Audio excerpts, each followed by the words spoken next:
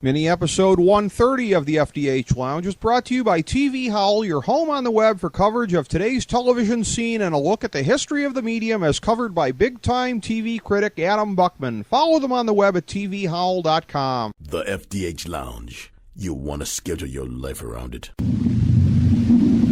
A long time ago, on a gloomy, wet Cleveland spring night, two men stand alone amidst the late-night drizzle.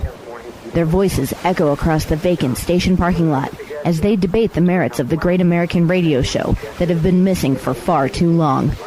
On that night, an idea was born. That idea became the FDH Lounge.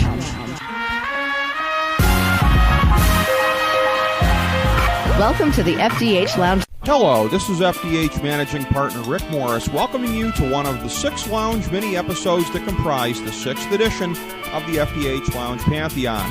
I am joined by some of our finest FDH Lounge dignitaries for this occasion. The Pantheon is our celebration of the best from all walks of life. All previous FDH Lounge Pantheon inductees can be found on our homepage at thefdhlounge.com. Members of the FDH Lounge Pantheon are voted in by the FDH Academy of Arts and Sciences, which is comprised of the FDH Lounge dignitaries and other advisors and supporters of FDH. We hope you enjoy our Pantheon broadcasts as much as we enjoy bringing them to you. In the event of any ties in the balloting, they will be broken on the air by our dignitaries hosting the show. Ladies and gentlemen, it's time to induct the 6th class of the FDH Lounge Pantheon.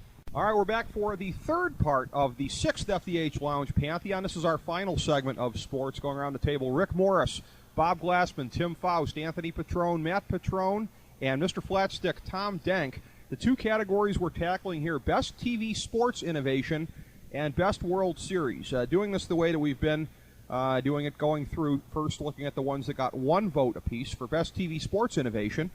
The Netcam, the one that goes over the field here, Vince McMahon's creation actually with the XFL. That one got a vote. The Scores Ticker got a vote. The NASCAR Driver Cam got a vote. Original FDH Lounge dignitary Nate Noy, incredulous that nobody else voted for the NASCAR Driver Cam. There's a couple of these where he was incredulous. You did not actually, Matt. You didn't vote for anything. You abstained in this category. One vote for strike zone tracking, one vote for micro cameras in helmets, one vote from the scout Ken Becks for John Madden saying boom,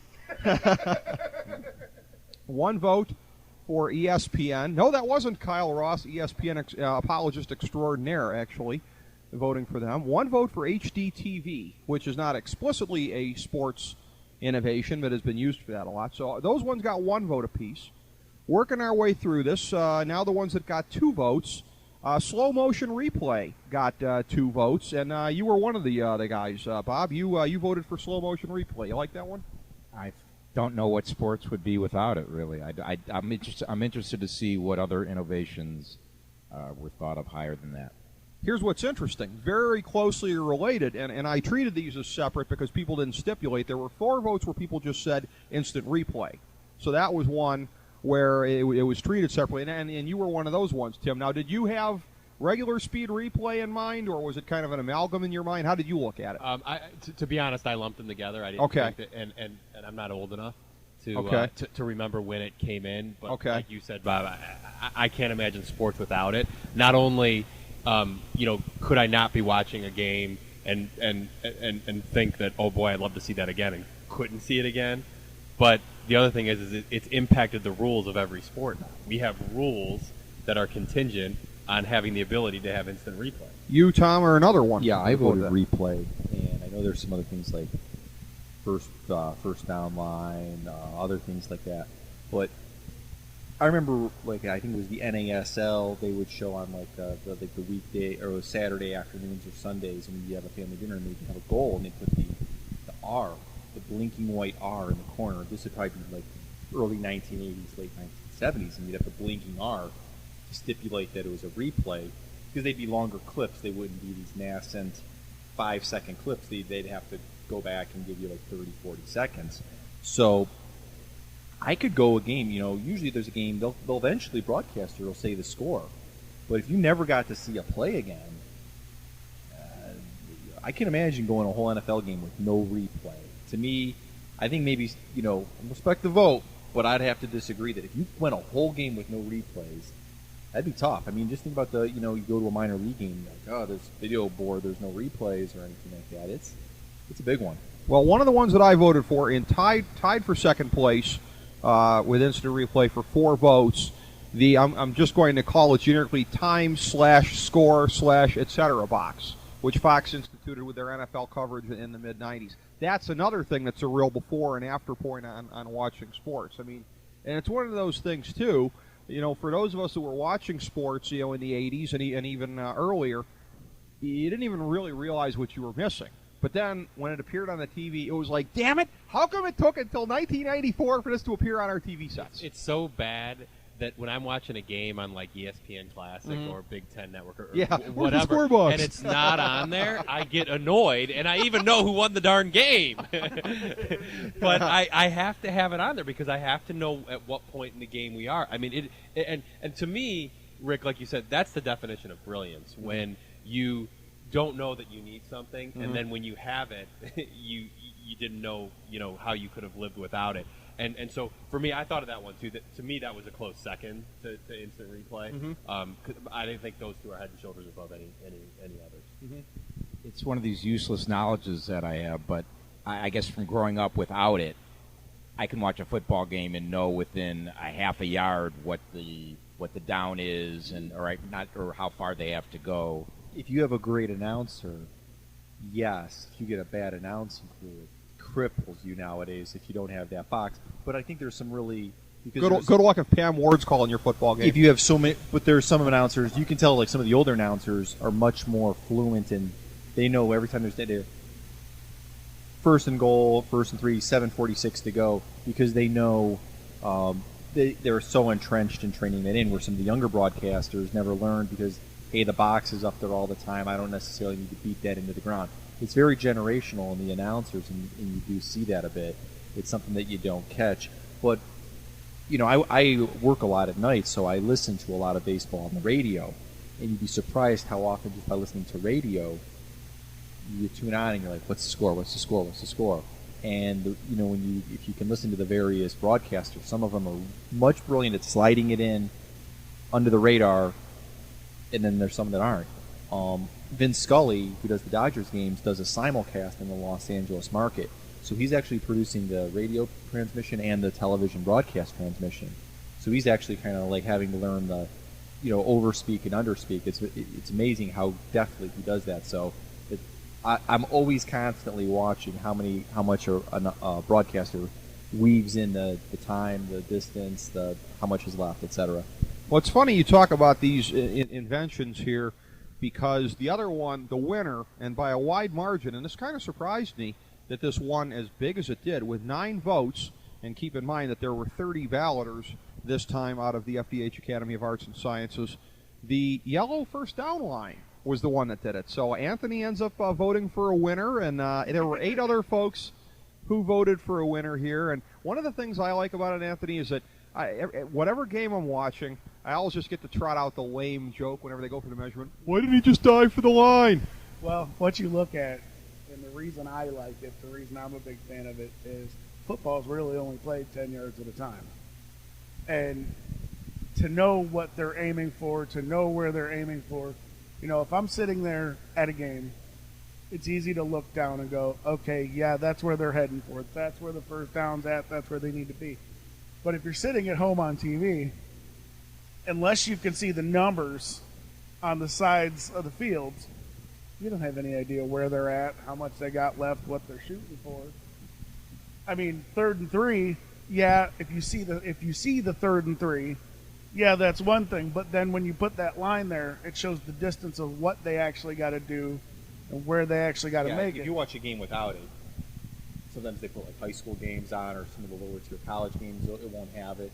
It's noticeable when it's not there. It really makes the game better. I got a question I wanted to throw out. Mm-hmm. The Red Zone channel is almost an immediate gratification filler, just like the yellow line. Surprised that didn't get any votes.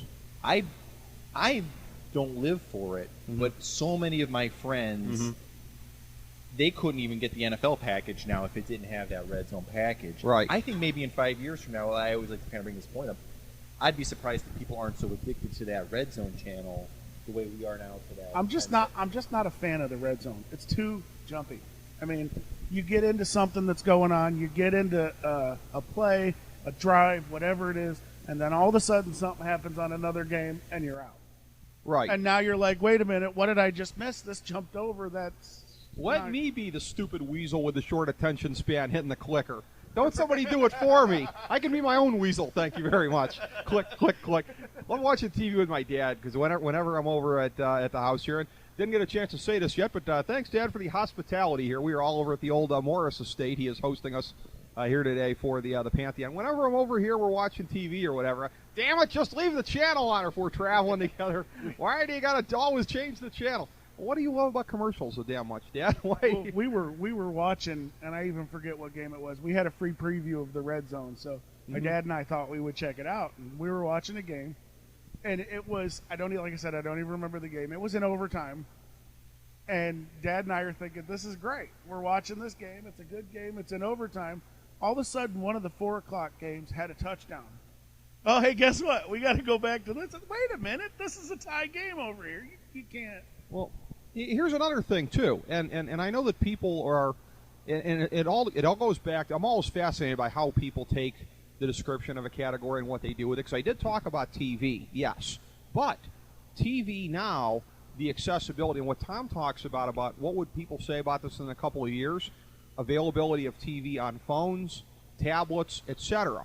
And I mean, I know it was just like a score thing, but a little while ago, Bob checking the Indian score on his phone. Well, you can do a decent amount of that with video or things like that. So you can consume TV in different ways now, and increasingly, that's like every year, it's so much more exponentially so than the year before.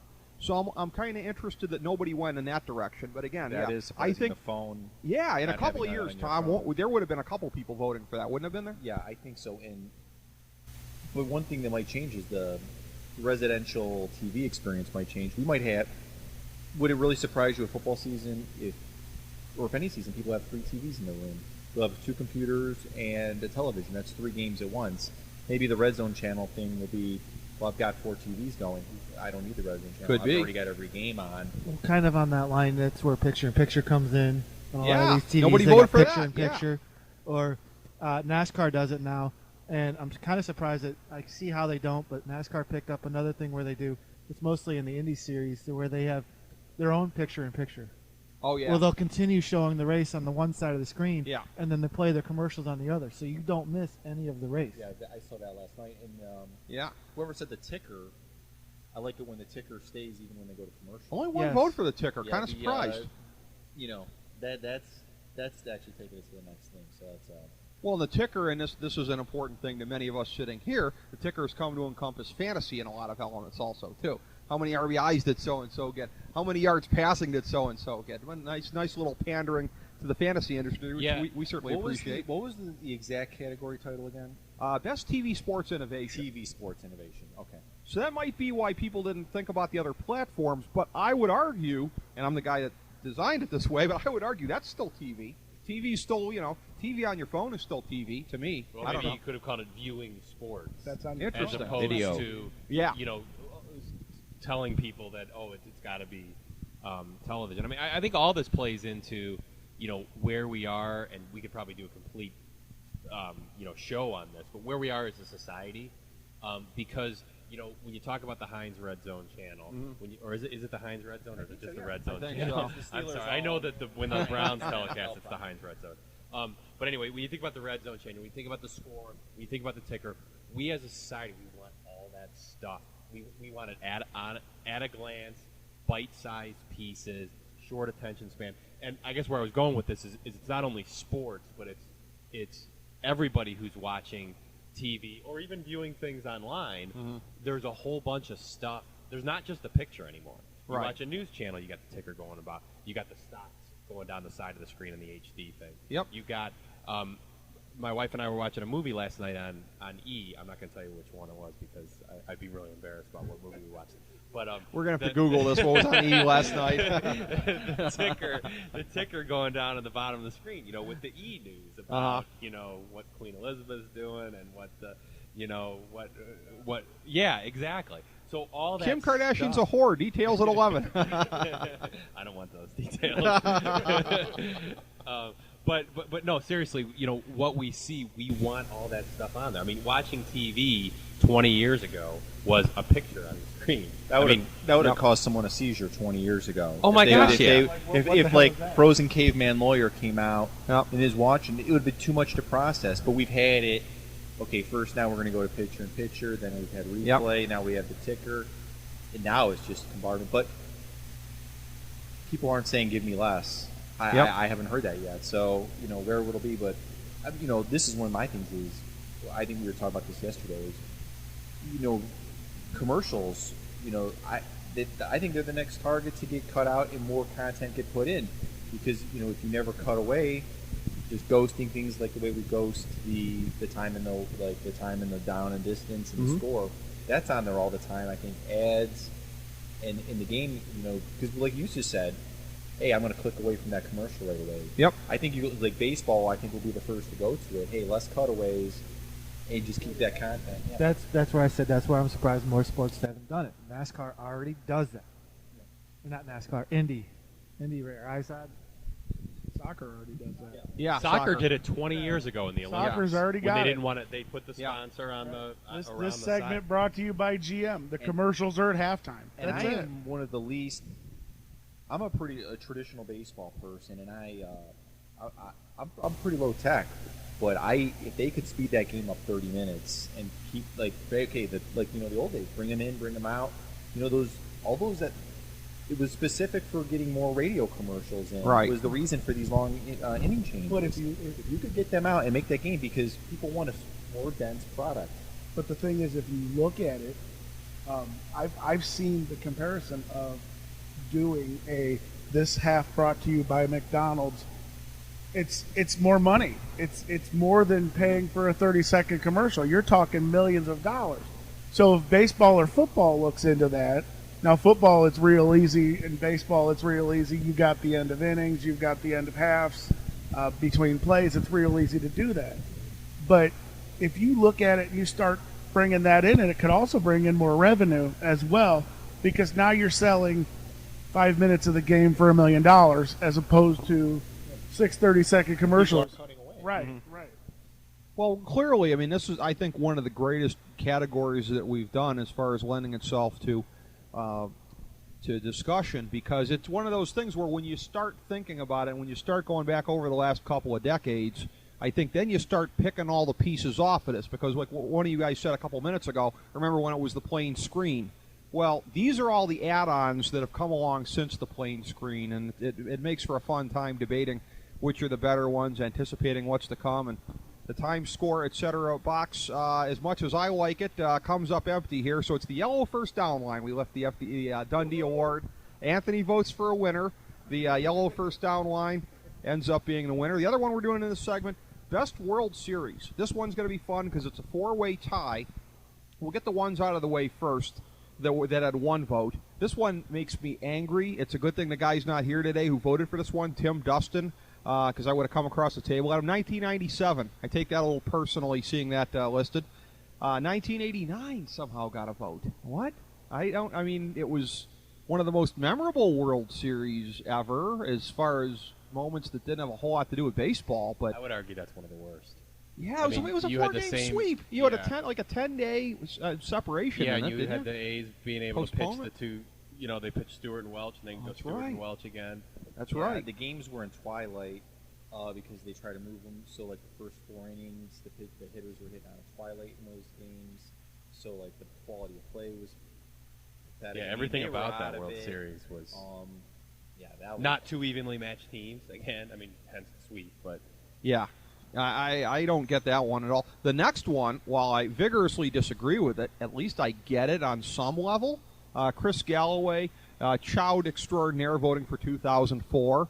I think it's ludicrous, but at least I get it from his perspective. And he made that was a sweep too, wasn't it? It was a sweep. Well, he made no Red bones Sox about over what Cardinals. that was. Yeah, that was a vote. This is kind of weird. 5-game series that really was not renowned for too much. 2008 got a vote. Phillies Tampa.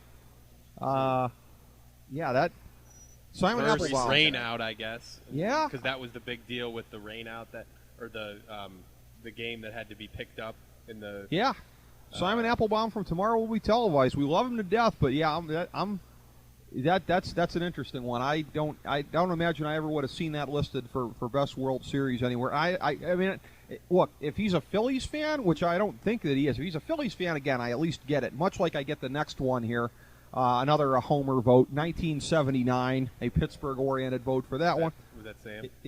No, Jeff Maslanich voting for that one. At least it was a 7-game series. And you had Pittsburgh coming back from a 3-1 deficit. Yeah, you had some things, but again, not one let's of the make no bones about it. Why he voted for that one, frankly. A vote for 1993, which, while a 6-game series, did have a few things going for it. That 15-14 game was really kind of interesting. I'll never forget that one. One vote for, and it's funny. I really regret that one of our dignitaries, Kyle Ross, could not be with us here today because his head would explode at this next one. He loves throwing out, as you remember, Tim, during the last one, the whole thing about people being prisoner of the moment. That always really gets him. There's a vote for 2011 on here, which, again, was a really, really, really good World Series. But the best of all time? I mean, total prisoner of the moment. Another one that teased me off here, and yet another Homer vote, by the way, 1995, from my sister-in-law, Kendra Morris, a member of the Academy who lives in Atlanta. Of course, she votes for 1995. And that wraps up. Okay, that's all the ones that got one vote. Those are all out of the way. A couple of these ones that got 2 votes. 1975 got 2 votes. And I'm looking to see here. Okay, nobody here voted for 1975. 1948. Yeah, I voted for 1975, I think. No. In talking to you off air before, we thought you did. You voted for 01. I did. Yeah. I didn't vote on this because I'm not a baseball fan, but I'm going to put my vote in for 1975 just because it was a great year. Thank you for that, I suppose. But 1975 didn't get votes from anybody here. And 75, to clarify, that was the Carlton Fisk home run year. Yeah, that was a great one. Reds, Red Sox. That was it. Red Sox win Game 6 to extend it to Game 7, but then the Reds win in 7. Yeah, it ushered in a pretty red hot period in baseball in the late 70s. 1948 got 2 votes, including one from somebody here, that being Bob Glassman. It goes along the Homer role. Obviously, I think it's obvious I wasn't there at the end of 48 to watch it, but it will be probably a decade after the Dolans sell the team until the Indians are even a thought at maybe making the playoffs or especially winning the World Series. So I don't know if I'm ever going to see a winning one.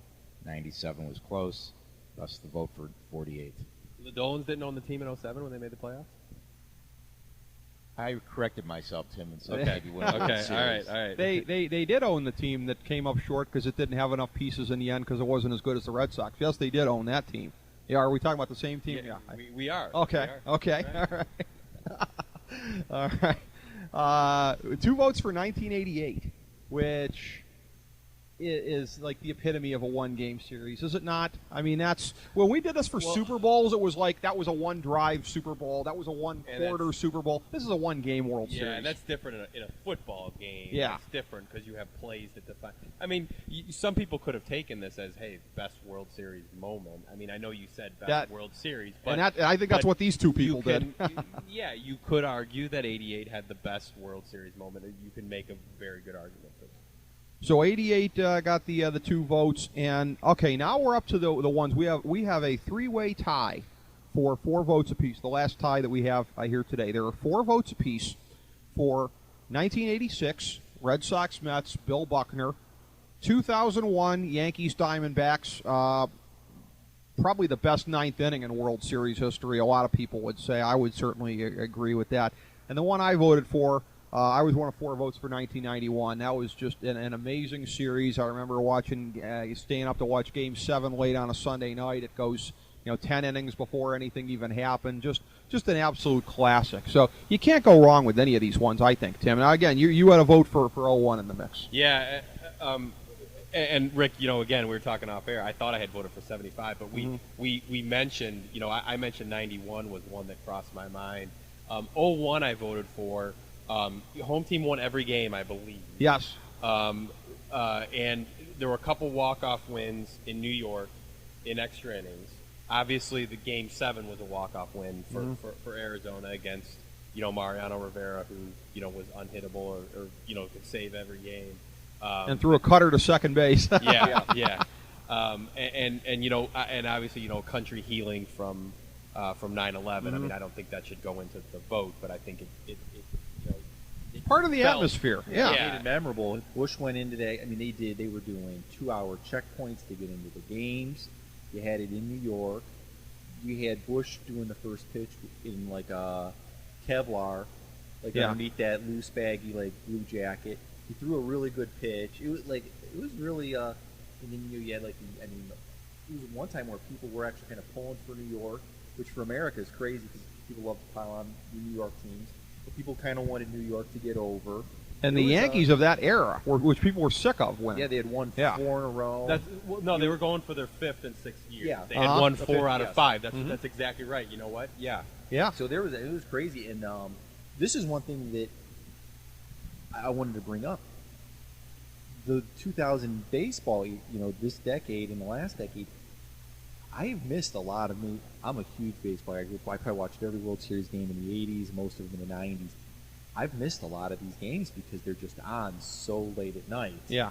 And I think for kids, I wonder how many of these people, why you ask all these kids, what's your game? And I don't know if they could even say them.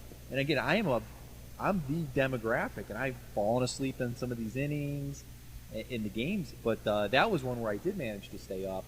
I wouldn't have voted for this one personally because I thought it was just kind of I actually indicted it because of the steroid era. You had Luis Gonzalez, poster boy of pharmaceutical progress in baseball, a nobody. To be fair, he had the game-winning hit of the World Series, that little flail to the opposite field, which again might have been like a looper, but that ball had eyes. That was one thing that I did vote for, but I would agree was the last my lifetime easily. It's in that If we're going to put that one over too, I think it's worth mentioning also that the Arizona Diamondbacks of that year, managed by Ohio University graduate Bob Bremley. I just like to mention that for the historical record as well. Now put over a fellow Bobcat. So, all right, we have a 4-way tie here. So similar to previously when we were doing for the best coach. The rules don't allow a second vote for the same one. So I'll start on this. I can't vote for 1991 again.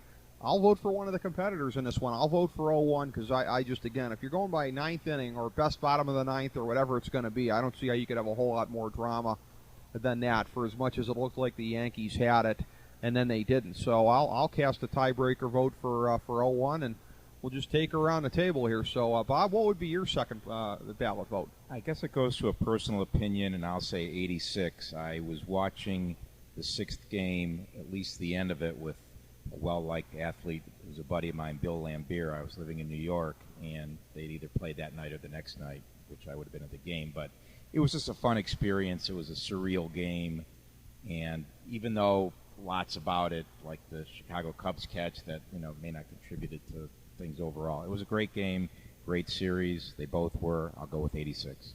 I am impressed by that note there. I will say, my good friend and 4-time lounge guest Bob Barker might scold you for that bit of name dropping, but that that is an impressive story there, Bob.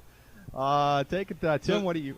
To clarify, 86, 01, 91, and what was the other one? So you said 4-way tie? No, a 3-way tie with 4 votes apiece. Tie. Now, again, you don't have to vote for one of these ones. You can vote for any of them, really. And I did a disservice to my 1991 one for voting for a competitor, but that's just how I honestly saw it. I voted for one of the competitors on my second ballot.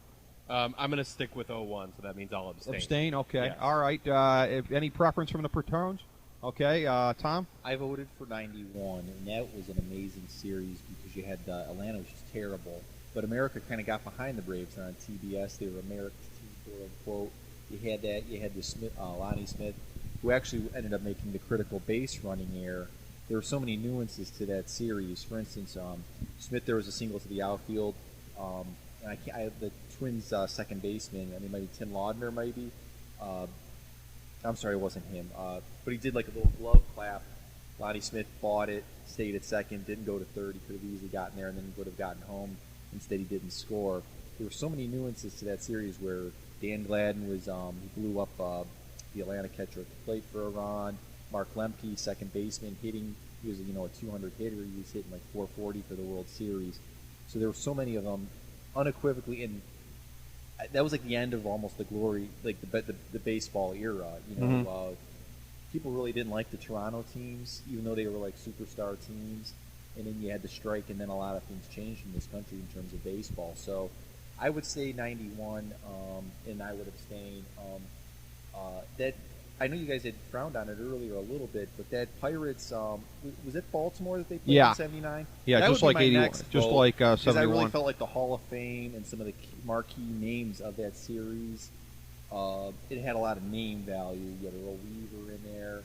You had that Baltimore pitching staff. I think it had 420 game winners on it. Yep. So that not in 79. Not 79 wasn't the 420. That was in 80. That was 69. But you had a lot of the. But well, 79. Palmer was still there. You still had Palmer. Yeah. You had Flanagan. Yeah. Had like McGregor. Winners. Yeah. Yeah. But there was just a lot of big names. Yeah, Eddie Murray. Right. So that would have been my runner-up. Okay.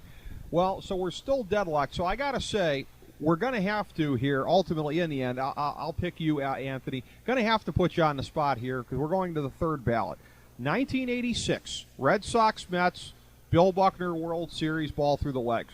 2001, Yankees, Diamondbacks. 1991, Twins, Braves. Thriller, close games all the way through. So ultimately, this comes down to a guy who doesn't know a thing about baseball. How about that? It makes it worthwhile, though, because how about that? Yeah, you're the guy at the table here. I guess I'll go with Ricky on this one and say 91. All right, 91. Yeah, because again, I see a lot of the same things in it that Tom did as far as that era of baseball, and that did feel like kind of, in some ways, the end of an era. Although it's interesting, it started the era of the Braves. And they were going. It's very, very interesting. I mean, isn't it ships passing in the night? Because it was the end of the Twins era and the start of the Braves era. But hang on, because I think it was two worse. I think the Twins were worse the first. They were both worse. because yes, that's what I'm saying. They both were. So it wasn't necessarily that the Twins were on the downswing because the Twins had won in '87, right? And then they got bad again. Yeah, and then they fell off, but reversed. Yeah, but they weren't coming back after '91 though. Correct. Yeah, not anytime so soon. that's I mean that's that. But yeah, that's right. They ushered in the great Braves teams of the '90s. Yeah. And that's very interesting. All right, we give it to 1991. We left the Dundee for that for the best World Series. And we have now completed the sports portion of the Pantheon. As we bring the show to a close, we would like to extend our deepest gratitude to NBC, CBS, ABC, Fox, all Clear Channel affiliates, TNT, TBS, USA, UPN, Deadspin.com, YouTube.com, YTMND.com, MySpace.com, various blogs, Fox News, CNN, CNBC, MSNBC, IamBoard.com, Billboard.com, Google.com, ESPN, ESPN2, ESPN News, ESPN Classic, NBA TV, NFL Network, Sports Time Ohio, Athlon Magazine, Comedy Central, Cartoon Network, The Boomerang Channel, QVC, BET, The Spice Channel, Steno Notebooks, Manwich, Papermate Office Supplies, waitresses, strippers, bartenders, garbage men, janitors, microwave popcorn, the writers of The Office, Scrubs, Entourage, My Name is Earl, Oz, Metalocalypse and the Boondocks, Aquafina, and the Periodic Table of Elements.